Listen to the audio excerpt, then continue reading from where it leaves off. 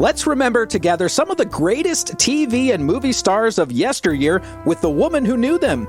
Mary Jane Popp hosted radio and TV shows for nearly 5 decades, meeting these stars and getting them to share their real-life stories. You'll meet them up close and personal as Mary Jane searches her extensive archives for the best and brightest real star talk on Pop Star Talk. And here she is, Mary Jane Popp. Time to walk back in time with some of the famous and sometimes infamous personalities of our time on Pop Star Talk. I'm Mary Jane Popp, along with my Pop Star Talk producer, Kenneth Segura-Knoll, as we traverse the lives and stories of some of my most favorite interviews that I've done over the last 5 decades. Hi, Ken. How you doing? I'm doing well. Good morning or good afternoon. Okay. It's that time again. So let's begin. I have a curiosity. By any chance, are you a Trekkie or at least a Star Trek, the original series fan? I was not a big fan, but I watched it. Yeah. Okay. It's so funny because I didn't watch the first of the series, which I think ran from 67 to 1967 to 1969. There were 79 episodes. That's it. But it was the second series because I was doing club work and I wouldn't get back till like 2:00 in the morning. And you know how it is, Ken. You don't feel like going to sleep after you've done a show and you're fired up. The adrenaline is still rolling. And so I would just turn on the TV and guess what? It was the reruns of Star Trek.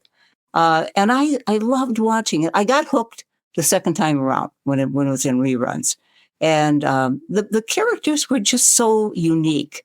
I'm surprised it didn't go on, but it wasn't popular when it first went on, was it? I don't, it was very popular with everybody that I hung out with, so it was a constant people talking about Star Trek. But the interesting thing, you'll think this is funny, but I played in a band, and the mother of one of the guitar players decided we should have uniforms for the band, Uh-huh. and she bought us these shirts and they looked just like the Star Trek shirts. And people would make fun of us. What are you, the Star Trek band? Oh, well, you notice what I have? I'm going to hold this up to the camera. Is this significant? For yes. Star Trek? I've got my Star Trek shirt on. That's right. That's right. And why? Because we've got a special guest today. That's why. And that symbol meant what? It was just meant Star Trek. Everybody had that symbol. Yeah. Yeah. That. And when you saw that symbol, everybody, would go, with the fingers like Spock used to do, right. Separate the fingers. Yeah. I have to push my fingers into place. He always was able to. I can't do it because my little fingers already out there, see, so. Oh, okay. That's a sign of intelligence, I've been told. Oh, yeah, right. Yeah. Okay. Anyway, I love it because, and believe it or not, the Star Trek, the original series, is still running today. You will find it someplace, WeTV or MeTV. It's just, I love it. I've seen the episodes over and over and over again, but it was such a good team. It had a chemistry. That's what was so special about it. And they all seemed to do really well on the series and went on to do other things. And the guest that we have today is even more so because he's done it all. But instead of my telling you about it, I want him to tell you about it. So on this episode of Pop Star Talk, I found my interview with CHEKOV. He played CHEKOV in the original series. That's Walter Koenig. And I love that he was so honest about his time with the series that only ran, like I said, from 1967 to 1969 and is still loved today in reruns. Probably gonna run forever.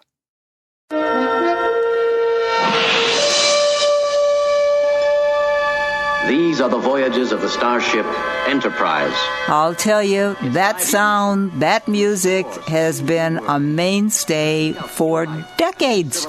But this man has worn many, many talented hats, from stage to television to the big screen. And yes, you probably remember him fondly as Ensign Pavel CHEKOV on the original Star Trek TV series. And also, Babylon 5. But Walter Koenig has been busy from day one, from the day that he dreamed of becoming an actor. He's produced several films. He's a teacher, a prolific writer, too. And his latest book is Beaming Up and Getting Off, Life Before and Beyond Star Trek. His name, of course, Walter Koenig. Walter, what a pleasure to have you with us on Pop Off. Thank you so much, Mary. It's a pleasure to be with you. Oh, you betcha. Everything is well with you with this pandemic and everything? You're staying well? Yeah, and I'm happy to say I don't know anybody personally who has suffered the consequences of this terrible pandemic. So I'm pleased that my circle of friends are so far unaffected by it as well. Fantastic. Now, you have done so much. I was looking at all the material and I thought, my gosh, where do I even begin? But you have written science fiction. You've done Star Trek, big and small screen. You've just done it all. And is there anything that stands out in your life more than anything else? Or is it just kind of like what came to you, you did it? Well, there are probably some roles that I've played along the way that have been more satisfying and do highlight. I do consider highlights, I guess, in my career. Mm-hmm. I think they're probably more relegated to the stage than they are to film. And I think very fondly of those opportunities. I played Scrooge in Christmas Carol for 5 years. Wow. I did a play by Jules Pfeiffer called The White House Murder Case, which was a very dark comedy and had a great deal of fun doing that. I played in another very dark comedy called Steam Bath, where I played God as a Puerto Rican towel attendant. That was a delight. I've had those opportunities. I did a melodrama called Night Must Fall, where I played a bellhop who was psychotic and carried around a woman's head in a hat box. Oh, my gosh. You know what?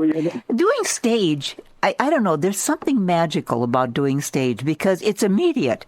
It's not like, being in front of the camera, which, by the time they do the editing and all that kind of stuff, you get your immediate response from that audience, don't you? It invigorates you. Yeah, it certainly is that.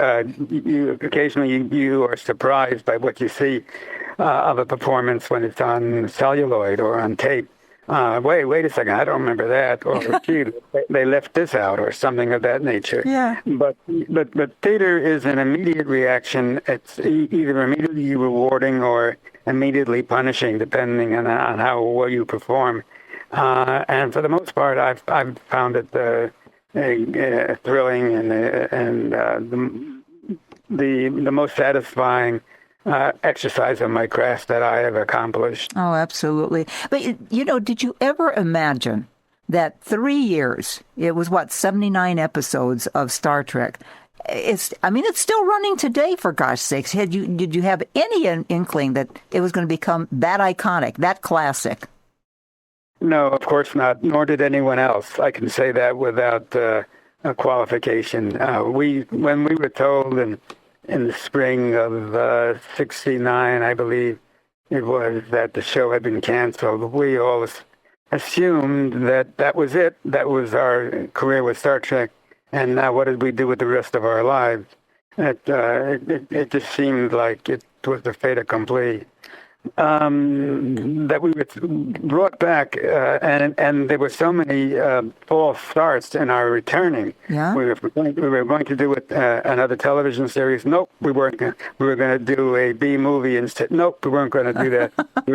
And back and forth until actually when we were actually given a start date, that was postponed for like 6 weeks or something. So it was a very rocky ride. Qualified enthusiasm with which we approached the work. I don't believe that I thought the film was actually going to eventuate until we got into the second shot. The first shot, I thought, well, they could still cancel it. I can imagine. Well, 7 movies were made from the original, right? Right. Well, 6 movies, and then Bill and Jimmy and I were invited to perform in the Next Generation film as well. So we did the 7th film. Amazing. Now, Yeah. It's so funny because Chekhov, of course, was Russian, supposed to be Russian. You are of Russian descent, aren't you? I am, certainly, yes. So It would have been wonderful. In fact, that one of the things I regret, I truly regret, is that my father didn't live long enough to see me perform as a Russian, because no he was kidding. Oh. he was really devoted. His first loyalty, I think, beyond any, was to his Russian heritage. No kidding. Yeah, it sticks with you. Like you're obviously a second generation or first generation born here. I'm a first-generation American, yes. Okay, I'm a second generation, and I'm Romanian by descent. It still stays with you. It hangs with you. Sure. The food and the music and the dancing and all that doesn't go away. And there's nothing wrong with that. That's what this country is about. You bet. Absolutely. Now, you also played a bad guy, Alfred Bester, on Babylon 5. Which part did you like best? You like playing the good guy or the bad guy? Well, it really, you have to consider one's perspective. As an actor, I don't label the character as being a bad guy. Oh. If I'm doing that, then I'm editorializing, and my responsibility is to commit to believing in the character. Because if I believe in the character, then so will the audience. Oh, sure. No, that makes good sense.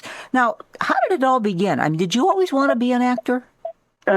No. As a matter of fact, I'm just waiting for this landline to stop. Oh, sure. Don't worry about that. That's just in the background. That's okay. That's what live radio is all about.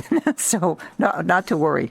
But seriously, I mean, you didn't want to be an actor, or it was just came to you by accident? How?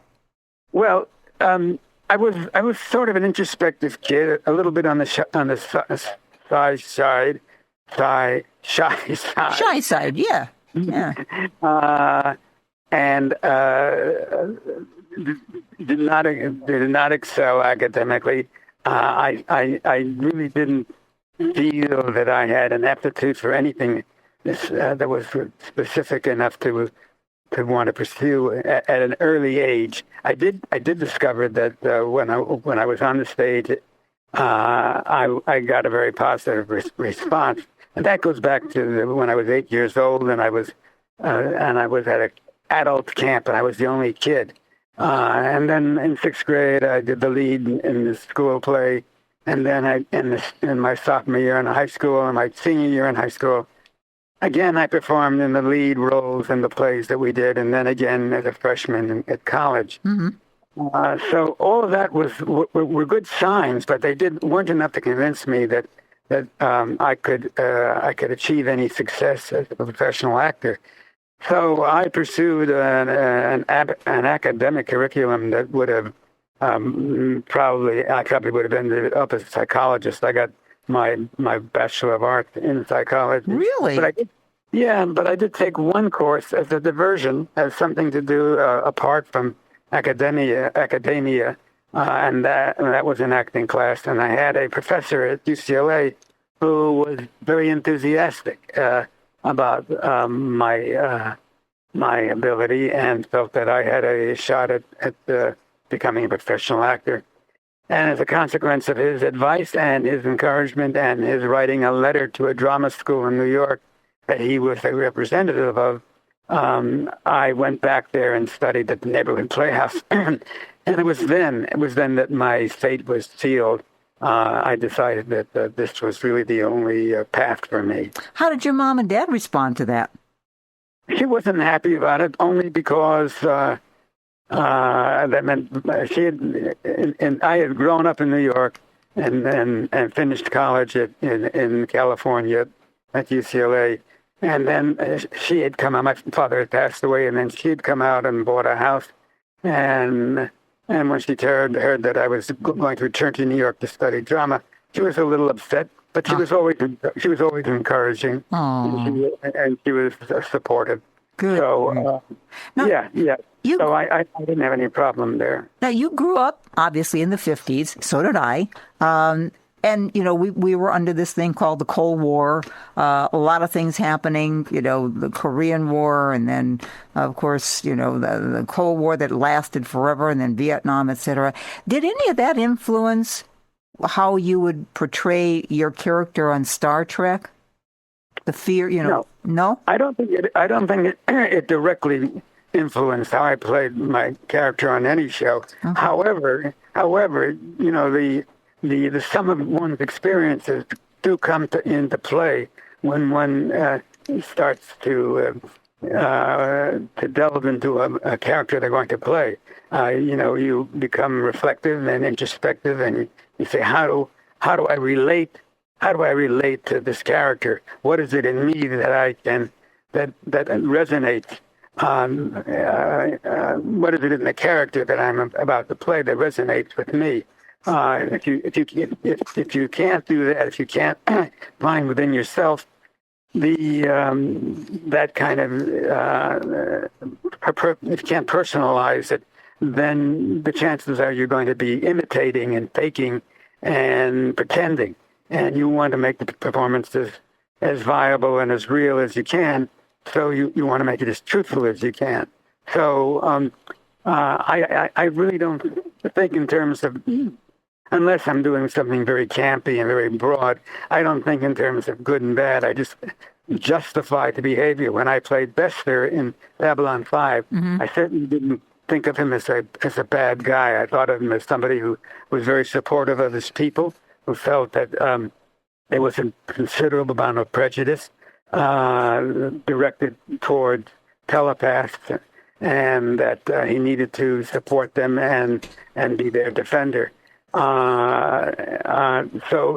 that's the only way you can approach, I think, a character and make the audience believe you. If they boo and they hiss, all the better. But I never took the position that I was playing a bad guy. Gotcha. You've done so many television series. I mean, you did the Alfred Hitchcock Hour, Mr. Novak, Ben Casey, Gidget, I Spy, Maddox, Medical Center, The Virginian, Ironside, Diagnosis Murder, Columbo. Incredible repartee of different personalities that you had to do. I would think it's easier if you stay in one character on a series for a long period of time. Instead of jumping to all these, you have to get into the body of other people over and over again.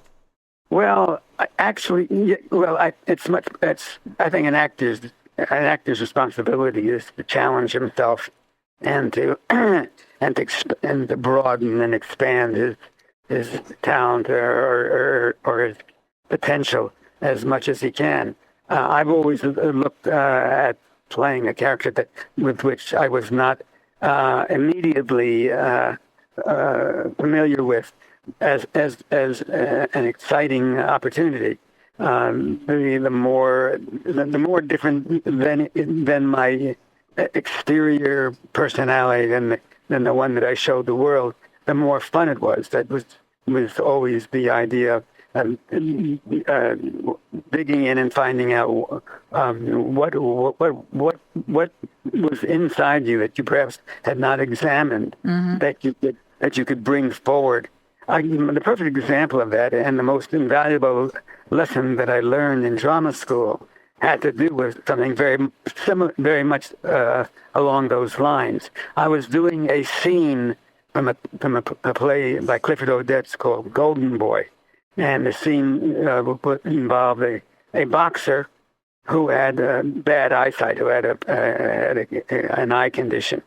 And when I read the script, I immediately related to the eye condition, because I felt I've always had to compete or combat a self-image that was not as strong as perhaps I would have liked to have been.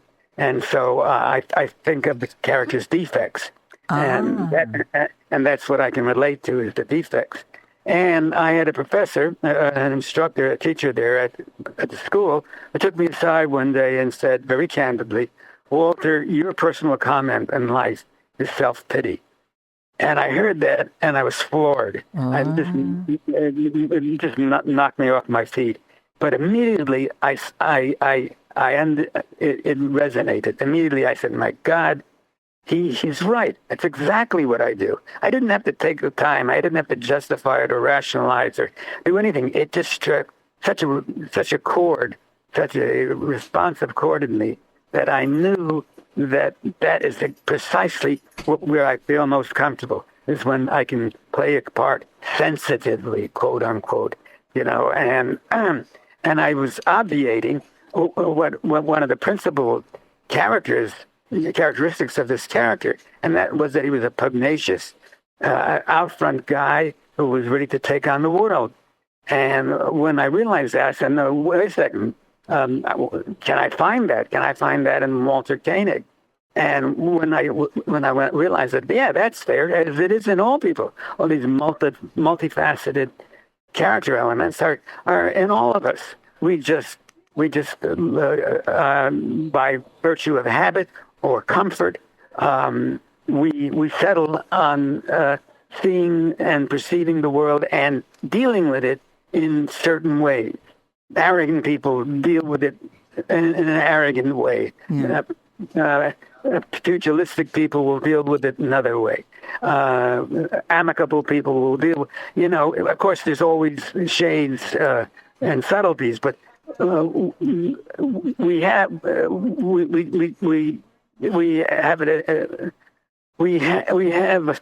a tendency to do what is most comfortable. Gotcha. And that's the message that we give off. But an actor has the opportunity to examine the whole width and breadth of our personality and has license. Now that's the important word. We have license to expose those. We haven't done. We're asked to do that on the stage and on film. We're asked to play the people who the audience might consider reprehensible or distasteful or antagonistic or any other any negative facet of personality that is part of us, as well as the ebullient, happy, generous,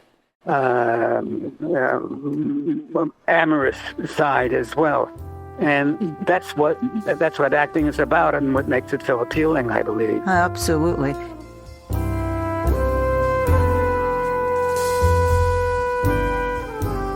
Hey, Ken, one thing that I found fascinating is that he was unfamiliar with science fiction before being cast on Star Trek. He didn't have any interest in it. And he was only one of 2 actors to audition. And he was cast as Chekhov almost immediately, primarily because of his resemblance to, are you ready for this? Davy Jones from the Monkees, the band of the Monkees. Well, I see that now that you mentioned it. And Gene Roddenberry, who is the show creator, actually hoped that he could increase the show's appeal to young people. So that's why he was cast almost immediately. Of course, it was great that he had that Russian descent, right, because he could get the accent okay. Yeah. And then I also found out that the studio's publicity department, as always, they did something wild. They falsely ascribed the inclusion of Chekhov to an article in the Russian paper Pravda that complained about the lack of Russians in Star Trek. And so you never know what everybody's going to say, right? Right. He did look very young on the series. When you watch the episodes, he was almost like teenage looking at times. And of course, that, being Chekhov followed him all his life. He used to say, when people meet him, they don't see him, they see Chekhov. Right. which, he has only 2 years on the series, or 79 episodes, but there were 6 movies that were made after that. And look at all of the ones that followed, the Star Trek, The Next Generation, Voyager, Deep Space Nine. It's going on, and probably something else will come up pretty soon again, something new, right? Right. I don't know if maybe in the next part of it, but he did have a sad thing happen to him. I don't know if you're familiar. Yeah, I do. And he didn't really talk about it, but you and I will talk about it after the next segment. Okay. However, I have a little secret I'm going to share with you. I've never told anybody this. I had a little crush. Now, this was way back when I first started seeing the reruns of Star Trek, the original. Who do you think I had a little crush on? Who do you think? Who would you guess? I'm going to go way out on the line and say Spock. Yep, you got it. It was because he was the brainiac. He was the one who was the smartest of the group. He had all the information all the time, and Kirk always got all the information from him before he could make any decisions about being the leader. But Walter was also very, very, complimentary of his acting ability. And but I also heard stories, and we might get into a little bit of this, that Kirk always wanted all the lines, all the good lines, but he was the star. So I guess that's just the way it is. So did you ever watch any of the originals? Yeah. Oh yes, and they didn't. It wasn't during a time when special effects were that great. So the storylines, they really worked on the storylines and kind of worked around the special effects. They didn't let the special effects carry the show. So the storylines carried the show. I remember when they come back into the Western days, and they're about to get involved in a gunfight. There's some great dialogue that happens there. But yeah, the dialogue is what and the storylines carried it, because they couldn't do special effects like they do today. The movies sometimes rely too much on the special effects and kind of avoid the storyline. And they also had a message. There was always a message. One of my favorites was when they went back to the 30s, and it was the gangsters, and how they got the gangsters together so that they could run the planet together. It was just great stuff. And you got it. It had a storyline, and you're right. It didn't, have to be with special effects and blow-ups and killing and all that. And I always enjoy it. To this day, I can watch any of the episodes, and I still enjoy them. I really do, even though I know what's going to happen. Yeah. So anyway, go ahead. It's interesting that you point out that they all had a message. I've developed a couple of series now, and that's the one thing. I learned very quickly that all the successful TV series all revolved each episode had some kind of message. And I really emphasized that to the writers that I'm working with. I said, what's the message of this episode as we're writing scripts? And absolutely. And I'm amazed that you picked that out. That's great. Well, I love any kind of series or any movie that has a message, because it draws you in. You become a part of it because you want to know what's going to happen, and you care about what's going to happen. We don't see a whole lot of that lately. We just see spectacular stuff. Well, spectacular is okay, but I like the message. I like the old movies from the 30s and 40s, because there was a storyline and you got caught into it and you wanted to hear what was going to happen and see what was going to happen. Right. Not a whole lot of that lately, but hey, that's called progress, I guess. So anyway, I was also fascinated on how Walter actually got the part of CHEKOV. Now, we know why he was cast in it, but there was something else. He personally, or I should say, I personally knew one of the cast members, Marion Collier, on the very popular series back then called Mr. Novak. And Walter surprised me when he said that series was instrumental in his getting CHEKOV on Star Trek. It did indeed. It took 3 years for it to get there. Really? And by the way, I played 3 different characters on 3 different episodes. Oh. I played a rabble-rouser who makes all the students go out on strike. I play a cringing accomplice to a beating of a teacher, where I have to confess my guilt.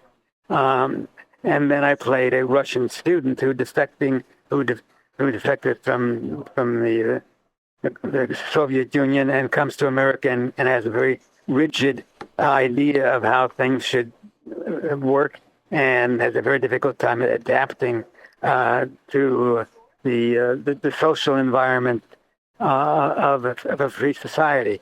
So they were all excellent opportunities. Mm-hmm. In fact, the character that I played, it was the cringing, cowardly one, was perhaps the most satisfying, because who wants to see that in themselves? Yeah. Who wants to expose that? Yeah. But in surrendering to the demands of the role and letting that happen, I achieved a considerable amount of satisfaction. That I didn't protest. I went with it. I allowed myself to examine that. Sure. But yes, the thing about playing the Russian and how I was cast three years later is a wonderful illustration, an example of the what's the word I'm trying to think of the finding the word. The word is capricious. The capricious attitude, the capricious nature of this business. Okay. One doesn't necessarily graduate from one role to another, gaining importance as an actor and developing and achieving a higher ring on the ladder. As you go, yeah. It's a business with its ups and downs, as everybody knows, peaks and valleys, and sometimes you get lucky, and sometimes you give an outstanding audition, and you are not accepted in the role. And all those things happen, and that's what an actor's life is about. Oh, you betcha. And the example here is that I read for the part of this Russian, this rigid.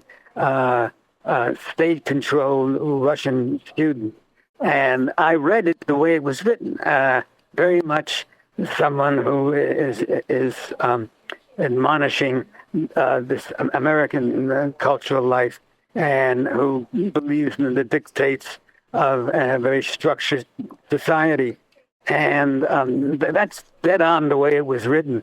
And the director initially was very pleased with it, mm-hmm. and as much as told me that I had the role, and I found this out from the casting director, that I was, although he didn't tell me at the moment I read that I was going to play the part. He pretty much was determined that that's what would happen. Yeah. However, the script was not satisfactory. And so they kept reading other actors because the director had nothing else to do, waiting for the script to be rewritten. And they brought in another, and I got this off from the casting director, whose name I will reveal in a moment because that's important to the story. But they brought in another actor, an actor who had done the second lead in a major motion picture, directed by Ilya Kazan, who was actually a Greek young man. Uh-huh. And he came in, and he read this secondhand information, but my casting director friend told me about it. He read it totally differently. He read it in a way that it had to be something out of his imagination. It was not there on the page. Mm-hmm. It was very flamboyant, very much off the wall. A character that I could not justify. So when I was called back in at the end of the week to read, now the director had a change of heart, and decided that he wanted me to try to read it the way this other actor had. And knowing that he wanted me to imitate another actor was very offensive to me. Sure. And if I had not known that, but if it had just been the director who had wanted me to it was his idea. As a challenge, I would have tried. Mm-hmm. But knowing that he wanted me to imitate another actor, I found I'd be ticked off. I just could not aesthetically. I could not bring myself to do it, and I told him so. I said, no, I can't read it that way. It's just not there to be had. It's not in the script. And he says, well, if you don't read it that way, you don't get the part. And I said, well, be that as it may, I am not available aesthetically to read it. And so they cast the other actor. Really? That should have been that should have been the end of the story. The other actor was cast to play the Russian. God knows how that would have worked out. And in fact, I was very interested in finding out. And I called my director friend the following Monday and said, look, Joe, I've got to come down and watch this guy work. I've got to find out how he's made this part real, how he could interpret it in such a different way and made it a viable character. And Joe said to me, oh, I guess you didn't hear. One of our actors, Dean Jagger, has become ill, and they've postponed the script. So 6 weeks go by. Dean Jagger is now well. A new director comes in. Joe brings me back. I read one line. Mary, I am not exaggerating. Yeah. There's one line. He says, you got the part. Oh, for heaven's sake. And Joe becomes Joe D'Augusta, the casting director on Mr. Novak, was 3 years later the casting director on Star Trek. Oh, and remembering my performance from that other show brought me back in. And that's how I got on Star Trek. That is amazing. Were you happy with your character on Star Trek? Yeah. I was happy to play it. I wish there was more to it. Like every actor, you want to do more. Yeah. You feel that you operate at cross current somehow as an actor. Yeah. You feel that you have there's more in you that you can bring out. Sure. You want to perform. You want to show what you can do, and at the same time, you're always questioning whether you're going to be able to do it successfully.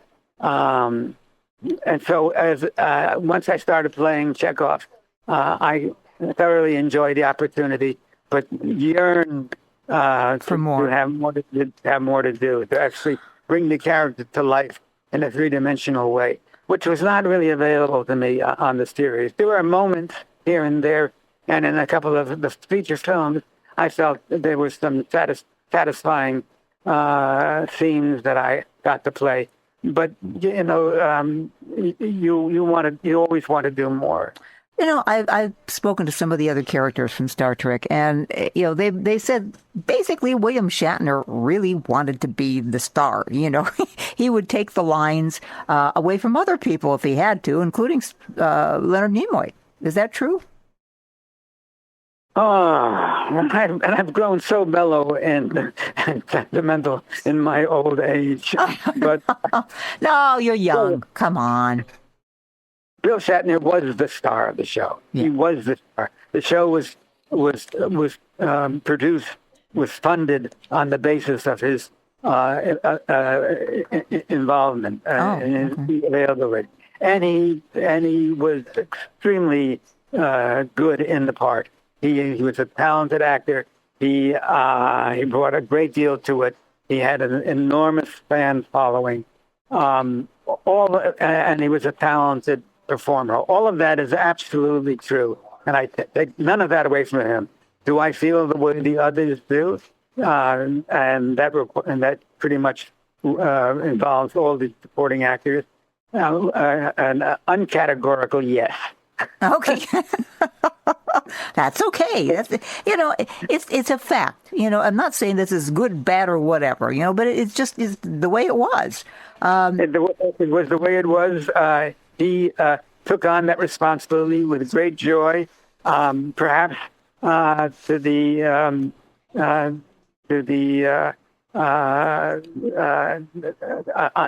unfortunate participation of the other actors. Some of the others, yeah, of course. Their lack of involvement.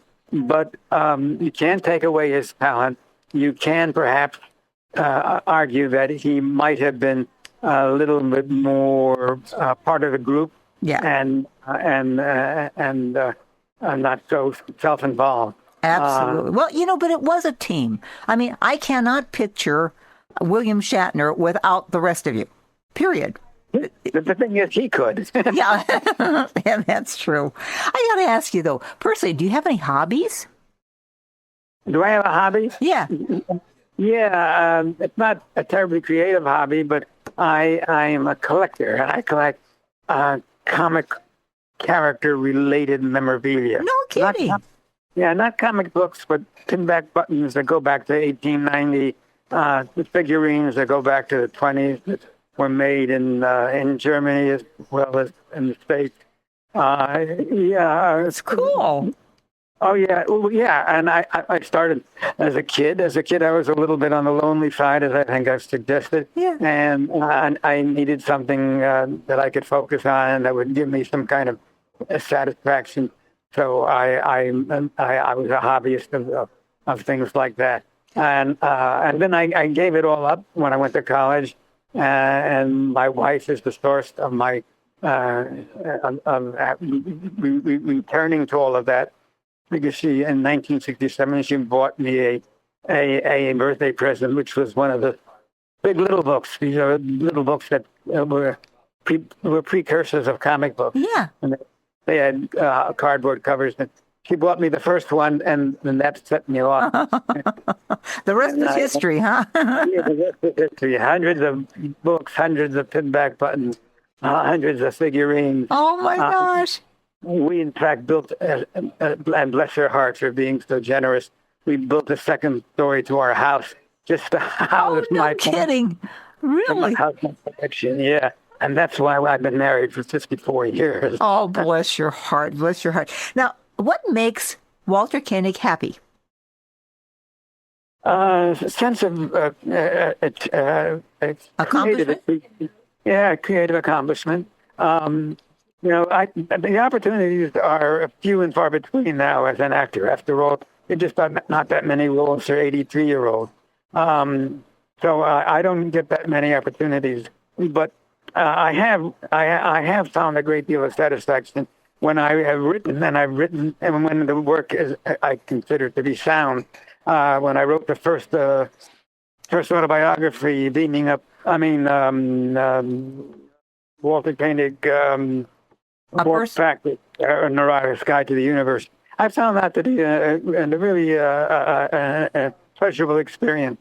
Going over my life, remembering not only the successes but the failures, and seeing them in a different perspective, and being able to find the humor in the things that went wrong, and the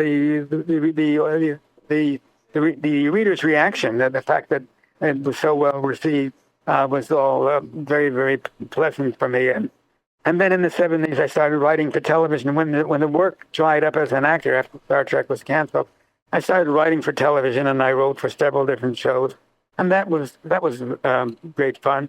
And so on. I've written a couple of screenplays for independent films that were made.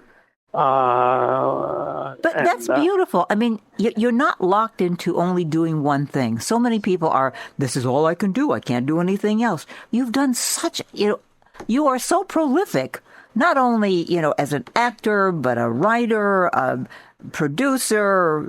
You've done it all. I mean, that's incredible. What an incredible life you've had. Well, bless your heart, Mary, it hasn't been all roses, There have been, we in the business talk about being at liberty. Oh, which is a yes. euphemism for being unemployed. Yeah, he ain't got a job. It's like- There have been many, many occasions when actually months have gone by when I haven't had an opportunity to apply my craft. In fact, when Star Trek was canceled in '69, I spent the first 2 or 3 months waking up in the morning and staring at the ceiling and wondering, well, what was I going to do today? The phone wasn't going to ring. What was I? And really, a sense of abandonment and a sense of disillusionment. Walter, unfortunately, we run out of time. Can I please? Really? I have talked that fast. I know. No. And there's so many more things I want to talk to you about. Could I ask you to come back again sometime?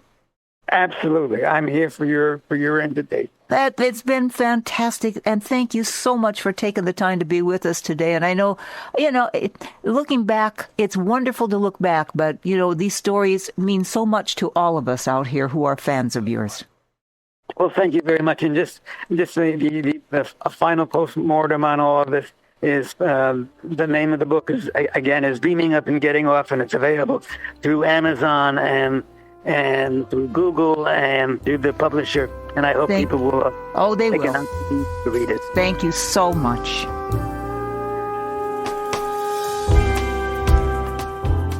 Yeah, you know what, Ken? It's so interesting talking about all the things. It was during the pandemic. It was either 2021, something like that, when I had him on. But he was married to Judy Leavitt back in 1965. And you mentioned that there was some tragedy in his life. She also, by the way, passed away in 22. But they were married for a very long time. Not actually what normally happens in Hollywood, but they did. But they also had a son, Andrew, and I think that's what you were alluding to. And he passed away in 2010. Isn't that sad? Yeah, and he was actually in a couple of Star Trek episodes. Yeah, Go ahead. He was an actor. Yeah. Actor, born in 1968. They were married in 65, and there's sadness for everything. But on a lighter note, I got to tell you, I have Samoyed dogs. You see my dogs, Right. my white fluffy dogs from Siberia, which kind of fits into what we're talking about with Chekhov.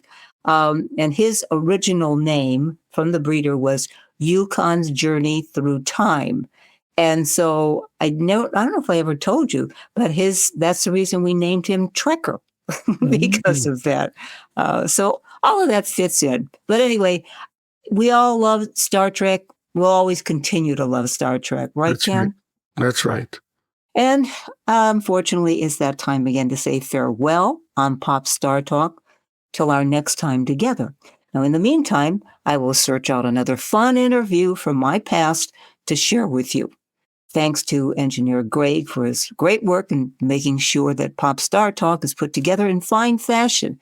And of course, my producer, Ken Knoll, for his sharing his insights to all the personalities that we've had on and even those to come. And I thank all of you folks for being with us. And my hope is that you will be with us for many future Pop Star Talk shows. And I want to wish you this special thought. As always, live simply, laugh often, love deeply, and always dare to dream.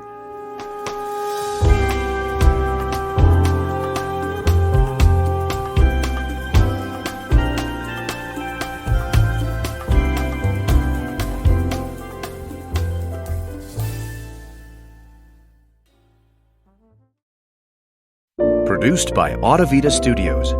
Connect your voice to the world.